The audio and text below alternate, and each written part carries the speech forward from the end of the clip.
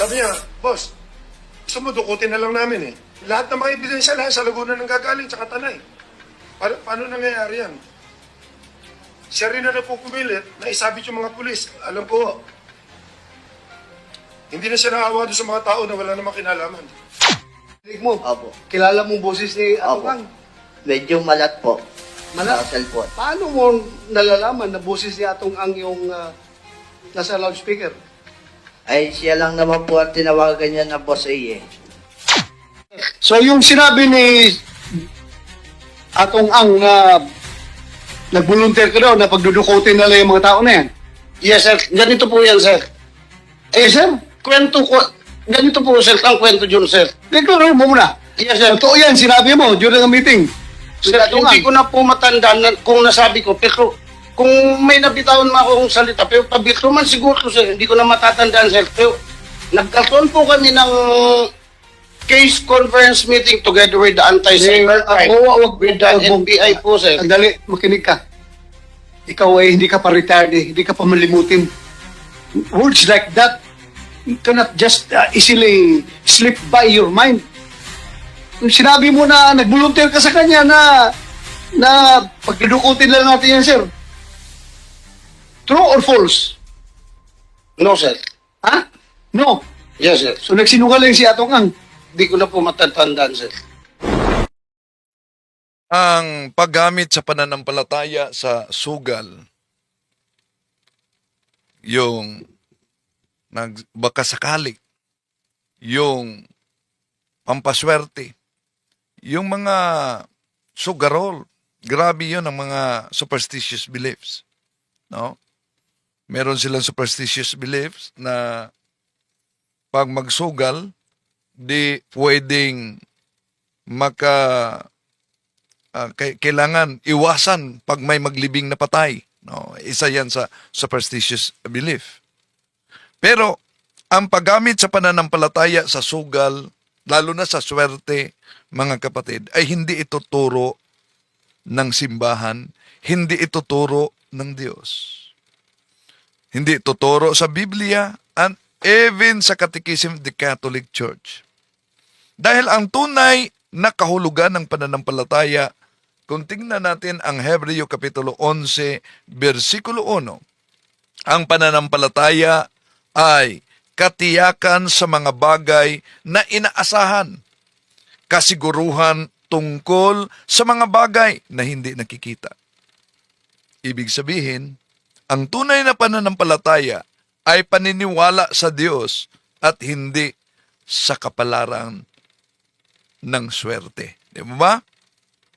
Kung tingnan natin sa Catechism of the Catholic Church, numero 2413, sinabi na ang sugal, yung gambling, no? Although di mabasa sa Biblia, letra por letra, yung sugal o gambling. Pero, sabi sa Catechism of the Catholic Church, 2413, ang paglagay ng pera sa swerte ay hindi masama umano sa sarili nito. Ngunit, magiging masama ito. Una, kung nauuwi sa pagiging adik. Kung nauuwi sa pagiging gutom. Magiging daan ito sa pagiging irresponsable lalo na sa pamilya at sa mga obligasyon. Pagiging sanhi sa pandaraya at ito ang masama. Meron ng mga nawawala matagal na 2021. Kaya kung ginagamit ang pananampalataya sa sugal o swerte, ito ay maling pananaw mga kapatid. Hindi ito tunay na pananampalataya kundi isang uri ng pagsubok sa Diyos. Isang maling paniniwala na ibinigay kung anong gusto ng walang responsibilidad. So, ang tunay na pananampalataya ay hindi nakabatay sa swerte, hindi nakabatay sa sugal. Yung swerte, kadalasan, ang kanilang argumento, wala namang mawala kung maniniwala ta nito, lalo na swerte. Pero, ang laki palang mawala natin. Bakit? Dahil sa Catechism of the Catholic Church 2138, superstition is a total departure of the worship that we give to the true God. So ang pananampalataya, ang totoong pananampalataya ay hindi nakabatay sa swerte, sa sugal, kundi sa tiwala sa Diyos at pagsunod sa kanyang mga utos. Ang paniniwalang bahala na ang Diyos habang umaasa sa swerte, habang umaasa sa sugal, ay hindi tamang pananampalataya. Ito ay isang maling paggamit sa paniniwala sa Diyos. Ang tamang pananampalataya ay hindi dapat magbunga ng ganitong bahala na ang Diyos, umaasa sa swerte, kundi ang tamang pananampalataya ay dapat magbunga ito sa pagsisikap, tamang pamumuhay, at kabutihan sa kapwa. Tinatalakay natin ito mga kapatid dahil di basta-basta kahit na yung argumento nila, sugal naman yan. Sugal lang man yan. Pero madalas, kahit yun ang madalas na palusot, na tila maliit lang na bagay, pero delikado dahil ito'y katulad din sa shabu. Magiging addiction, delikado talaga, pumapatay na ng tao. Kung tingnan natin ang malalim na pangyayari, lalo na sa ating panahon ngayon, di ba? Yung issue kaugnay sa wheating, yung issue kaugnay sa online casino, online sabong, meron pang mga karera machines. Alam nyo, hindi ito isang personal na bisyo. Ito'y isang sugat sa moralidad at espiritual. Ito'y isang pasanin ng lipunan. Ito'y salot ng ating bayan. At eto na, nagbubulgara na sila, no? Bakit? Kung malala, si Bato, nilaglag ni Miss Greta. Media, lagi nakafocus na kami lagi. Hindi lang kami kumikibot. Pinapanood ko lang kung ano nangyayari. Kaya nakafocus sa inyong investigasyon. Dahil, naturalmente, doon last nawala, yung bago nawala yung mga tao, doon sa sabungan ninyo. I just would like to tell you na kaya nakasintro, baka sabihin mo na kayo lang ang pinagtutukan. Kayo talaga. Binanatan noon ni Gretchen Barreto si Senador Ronald de la Rosa Bato, ang nanguna sa pag-imbestiga sa Senado kaugnay sa mga nawawalang sabungero dahil sa sinabi nitong may alam siya kung sino ang nasa likod at utak sa mga nawawalang sabungero. Nilaglag na ng aktres na si Gretchen Barreto si Senator Bato de la Rosa na tumatalpak din daw sa gitna ng Senate hearing tungkol sa mga nawawalang sabungero. Sabihin mo na Ang mahal ng relo ni Bato, saan kaya nanggaling yan? My God! A senator has that watch. Oh my gosh! How did Bato ever become a senator? Tingnan mo yung line of questioning niya. Kailangan talaga lawyer ang mga nakaupo. People, vote wisely. Don't vote Bato. My gosh! Dapat sa'yo, game show. Tumatalpak kasi kung si Bato na to Bato, ilabas natin yung mga talpak mo kaya. Alam ko may balance to sa'yo, Kate, no? Kate Villalon? The truth will come out, Bato. Dininay ni Senator Bato na nagpasikat siya sa hearing. Tinanggi rin niyang parokyano siya ng kahit anong sugal. Pero aminado ang senator na mamahalin ang kanyang relo dahil may K naman daw siyang magsuot nito. Nagsalita na ang Simbahang Katoliko sa pahayag ni CBCP President Pablo Cardinal David na nangamba ang simbahang katoliko sa iba't ibang uri ng sugal sa ating bansa. Post, Cardinal Pablo Virgilio David criticized government's handling of online gambling, calling it a theater of the absurd. He said officials are committing moral negligence in allowing widespread access to betting platforms. Cardinal David said the government is complicit in exposing children and families to the dangers of gambling addiction by legalizing online platforms that are accessible 24/7, even to minors. May katanungan tayo, yes or no lang yan, na pwede ninyong sagutin. Pabor ba kayo na dapat ihinto ng gobyerno, ipahinto ng gobyerno ang lahat na uri ng sugal? Oh. Grabe ang adiksyon sa sugal. At sana din, hindi lang sa sugal, alam nyo, grabe ang adiksyon din sa pornography. Sa ibang mga Muslim countries, bawal at nakablock ang pornography. Pero dito sa ating bansa, wala pang gumagawang batas kaugnay diyan. Ang lumitaw na testigo, meron daw siyang, abangan natin yan, meron daw siyang alas. Idinimanda siya, haharapin daw umano niya. Gigil namang dumepensa si alias Totoy sa eksklusibong panayam sa kanya ni News 5 anchor Cheryl Cosim. Ginit niyang si Atong Ang mismo ang nag-utos na iligpit ang mga sabongero. Live mula sa TV5 Media Center, nangunguna sa balita si News 5 anchor Cheryl Cosim. Cheryl, ano pa mga binunyag ni alias Totoy? G.E.in ni alias Totoy si Atong Ang bilang mastermind nga dito sa pagkawala ng mga sabungero.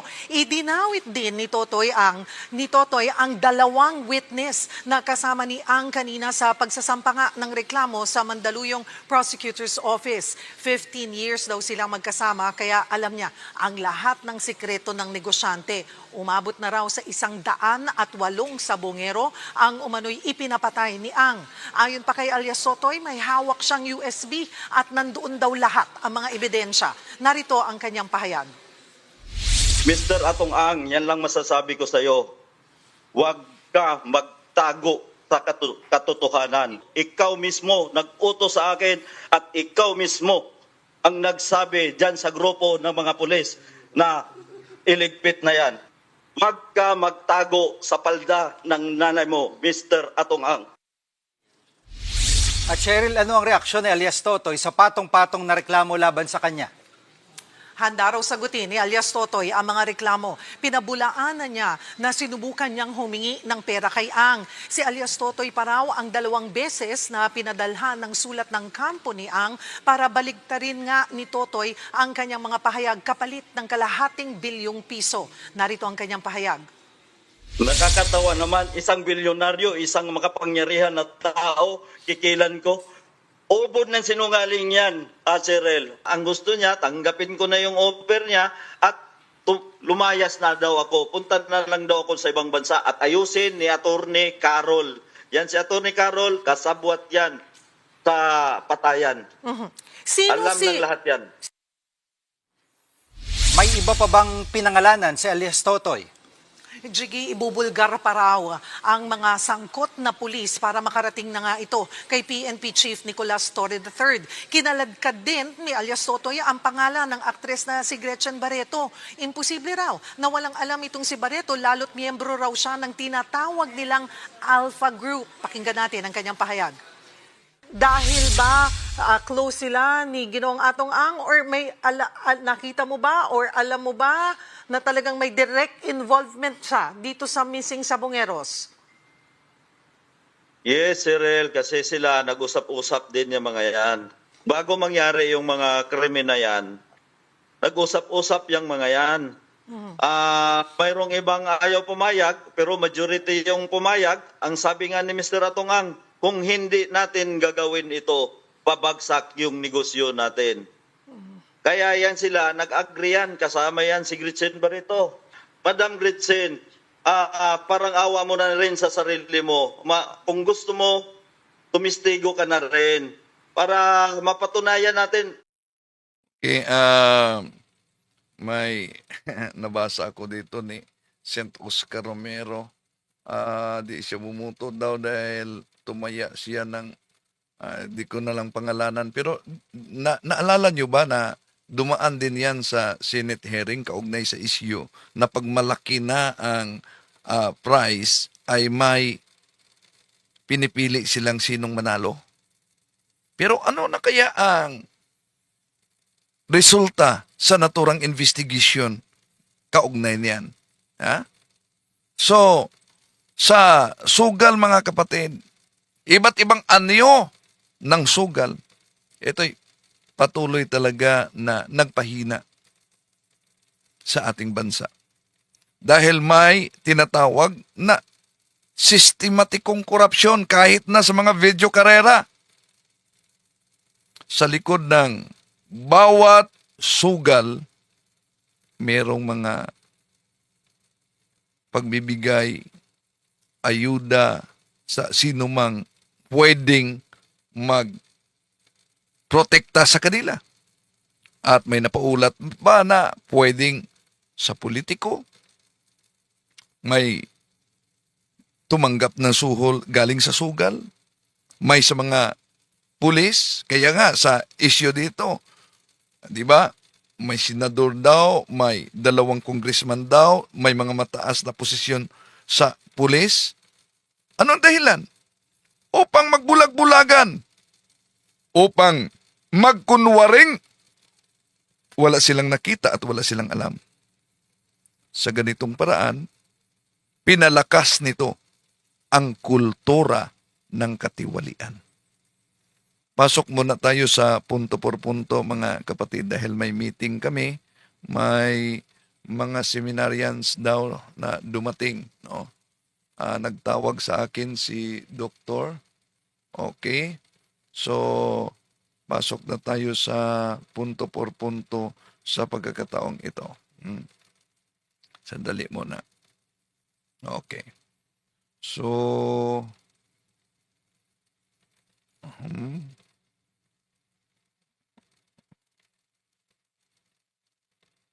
dahil dyan sa phrase na my church. Totoo ba yon?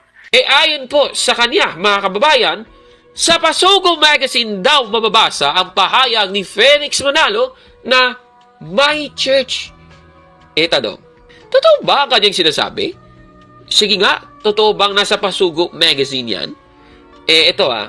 Papasahin natin itong pinagkunan ng mga CFD at ng iba pa para sabihing nagsabi si Felix Manalo ng phrase na my church.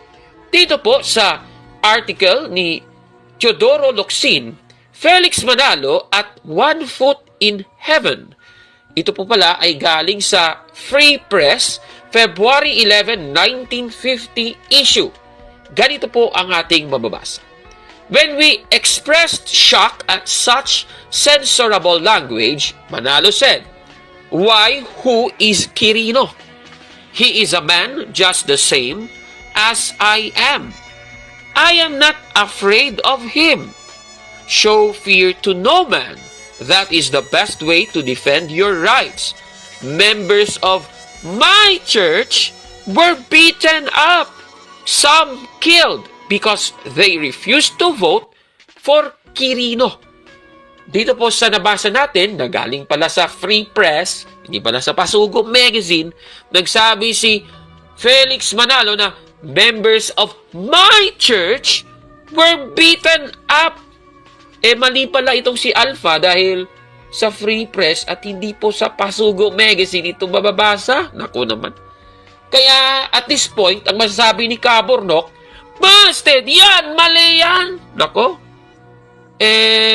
Mula po doon sa sinabi ni Felix Manalo na members of my church were beaten up, ano ba ang pahayag ng miyembrong ito ni Manalo? Ito, panoorin natin. Kasi sinasabi, ginagamit ito ng mga Catholic Social Defenders at yung iba pang mga detractors, lalo na yun si Sebastian Reffenborg, palit-ulit na ginamit yung pasugo na yan para patunayan na talagang inaangkin ni kapatid na Felix Manalo na siya ang nagmamay-ari ng Iglesia ni Cristo. Dahil dyan nga sa my church. Kasi sabi nila yan daw ay possessive daw. Di ba? Oh, yan daw ay nagpapakita ng possession, pagmamay-ari, sabi ng ganon. Okay. Aba, grabe naman talaga. Ayon po sa kanya, dahil nagsabi si Felix Manalo na members of my church were beaten up. Ibig sabihin, ay daw sa mga kumakalaban sa Iglesia ni Cristo ni Manalo, pagmamay-ari na daw ito ni Felix Manalo. Sandali. Ano ba ang ibig sabihin ng phrase na my church? Alam niyo po kung siyempre uso naman ngayon yung mga AI technologies. Try natin sa AI technology, i-type mo. If someone says, my church, what does it mean? At yung lumalabas, sabi dito, when someone says, my church, they are referring to the specific Christian congregation or religious community that they personally belong to and regularly attend for worship. Ibig sabihin, kung sinabi mo palang my church, ibig sabihin nito, ikaw ay kaanib sa nasabing iglesia. Ikaw pala ay dumadalo at naging kaanib sa iglesyang sinasabi na my church. Naku, yun palang ibig sabihin, no? Hindi naman talaga ibig sabihin na dahil sinabi mong my church, kagad-agad, ikaw na yung founder nun. Hindi naman Mamaya, malalaman ninyo kung paano na magiging ikaw yung founder kapag nagsabi kang my church. Mamaya, no? O, sige. So, ano pa ang mga pahayag ni Alpha na miyembro ng Iglesia ni Cristo ni Manalo? Sige, panoorin natin. Kapag titingnan natin sa the Merriam-Webster Dictionary, ang kahulugan ho ng may, di ba? Kasi sabi nila, yung may daw, nagpapakita daw yun ng possession, pagmamay-ari. Diba? Ano ba yung kahulugan ng may? Punta tayo dun sa general reference, yung dictionary. Ano ba meaning ng una? Pinakaunan niya na meaning ay of or relating to me or myself, especially as possessor. O, yan yung una. Diba? Possessor, yung nagmamay-ari. Pero meron pa, agent. Ano ba yung agent? Kumakatawan in behalf object of an action, yung receiving ng action o nagiging object, indirect, di ba? Hindi talaga sa yung subject na tumatanggap ng action word or familiar person. Kaya hindi lang possession ang meaning ng may. Kaya yung mga nagsasabi na dahil daw sinabi my church ay ibig daw sabihin nun ay pagmamay-ari daw mismo ni kapatid na Felix Manalo ang Iglesia ni Cristo. Yan ay ad ignorantiam. Mga ignorante lang yan. Ayan So, ayon po sa kanya, kapag sinabing members of my church were beaten up, hindi daw ibig sabihin nito pagmamay-ari na kaagad. So, kung sinabi ni Felix Manalo na my church, hindi naman ibig sabihin daw nito pagmamay-ari na ni Felix Manalo at may binatayan siyang aklat itong The Merriam-Webster Dictionary na sinasabi, my adjective of or relating to me or myself, especially as possessor, agent, object on an action, or familiar person. Tapos, kanyang pinipilipit pa, Grabe talaga. Tanong, totoo ba itong kanyang sinasabi? Susuriin natin yan. Pamasahin natin ang aklat para masagot na ngayong tanong dito po sa Grammar for Teachers, a Guide to American English for Native and Non-Native Speakers na isinulat ni Andrea De Capua. Page 71 ng ating babasahin. Ganito po ang sabi dito. Possessive adjectives are followed by a noun or noun phrase. Example, my in this is my book. Dito po sa nabasa natin, yung my pala, halimbawa, my book. Yung salitang my doon ay isang possessive adjective. Yun pala yun. So, ang salitang my sa my church, lumalabas, ay isa pong possessive adjective. Kaya nga doon sa ipinakita niyang referensya, yung salitang my ay isang adjective. At ano pa ang pinapahiwating ng isang possessive adjective kagaya ng salitang my doon sa my church. O, itutuloy natin ang basa. Possessive adjectives and possessive pronouns are similar because they both refer to possession or ownership. Napakaliwanag. Talagang pagmamay-ari ni Felix Manalo yung kanyang iglesia kapag sinabing my church. Ito talagang si Alpha Palpak. Ako naman. Halimbawa, ikaw, Alpha, ikaw, miyembro ka ng iglesia ni Cristo ni Manalo, sasabihin mong aking iglesia ito. Doon ako sumasamba sa aking iglesia. Tama naman. Aking iglesia, correct, my church. Yun naman talaga. Kasi nga, kaanib ka nga doon sa iglesia mo. Siyempre, kung kaanib ka, hindi mo ba yun pagmamay-ari? Ito talagang si Alpha Palpak. Palpak talaga. Kaya tama talaga na possession or ownership ang tinutukoy ng salitang my sa my church. Kaya itong sinasabi ni Alpha, nako, sinungaling. Busted! Yan! Mali yan! Yung sabi niya, ignorante daw yung mga Katoliko. Actually, bumabalik sa kanya ngayon. Siya yung ignorante ngayon. Yan yung lumalabas nagbigay pa nga siya ng mga halimbawa ito, panoorin natin. Kasi kapag sinundan natin yan, na dahil sinabi my church, possession, possessive.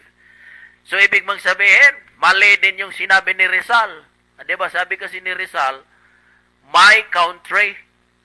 Yung country na tinutukoy ay ang Pilipinas. Tanong, si Rizal ba ang nagmamay-ari ng Pilipinas? Hindi. Magmamay-ari natin lahat yan. Mga Pilipino. Pero bakit sinabi niya my, singular, my country, siya lang? Pagmamay-ari ba niya Pilipinas? Hindi. Basahin kasi yung context. Ano ba context? The whole thought of my whole life has always been love for my country and her moral and material development. Ano ba yung context? Yung kanyang pag-ibig sa kanyang bansa. Malamang Pilipino siya. Diba? Kaya sasabihin niya talaga my country. Ibig bang sabihin, pagmamay-ari ni Rizal ang Pilipinas? Kaya mali yung argumento nila sa paggamit ng pasugong yan. Dahil sinabi ni kapatid na Felix Manalo na my church, pagmamay-ari yung iglesia ni Cristo, wala. Appeal to ignorance. Yan ay fallacious statement. Diba? Kapag sinundan pa natin yan, dyan sa Biblia, sa New English Translation, diba? Sinabi din ni Apostol Pablo, my people. Pagmamayari ba niya yung mga tao na yun na nasa Corinto? Hindi naman kaya mali yung paggamit nila ng batayan na yan dun sa pasugo na sinasabi nila, lagi nilang ipinang-aasar sa atin na aminado daw ang Felix na my church, pagmamayari daw niya yung iglesia ni Cristo. Hindi. Siya ay agent in behalf, kumakatawan lamang. Siya yung sugong leader malamang.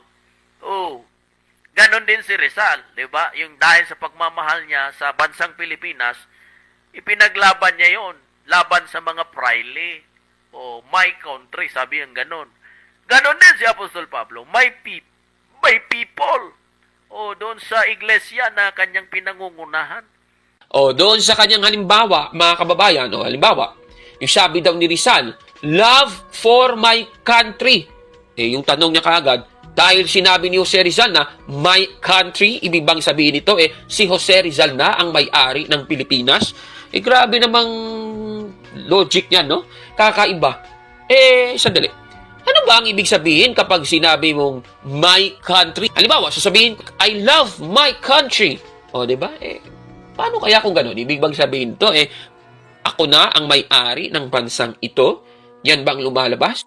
Ayon po sa AI, when someone says, my country, they are referring to the nation or geographical area where they were born, live, or hold citizenship. Napakaliwanag. Ibig sabihin po, kapag sinabi mong my country, ibig sabihin nito, ikaw ay naninirahan sa nasabing bansa na iyong tinutukoy. Ako naman, ito si Alpha talaga. Isa pa, nagpaliwanag pa siya. Sabi pa niya dito, kasi nabasa niya sa New English Translation, sa Roma 11:14, sabi kasi ni Pablo dito sa saling ito, provoke my people. Tapos sabay hirit, dahil sinabi ni Apostol Pablo na my people, ibig bang sabihin nito, si Apostol Pablo na ang may-ari ng mga tao, Grabe namang logic yan, ano? Kakaiba naman yan, ano? Grabe talaga. Tanong, ano ba ang ibig sabihin kapag sinabing, my people?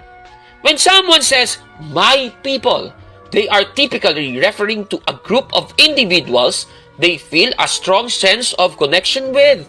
O klarong-klaro, may ibig sabihin, meron ka palang connection doon sa grupo na yon. Kaya nga ikaw, kung kaanib ka doon, sasabihin mo, aking grupo. Diba? My group, my people. O, diba? Kung sinabi mo na, my people, ibig sabihin nito, ikaw pala ay may connection sa isang grupo ng tao. Klarong-klaro po yan. Yung nabasa niya, Roma 11:14 ng New English Translation.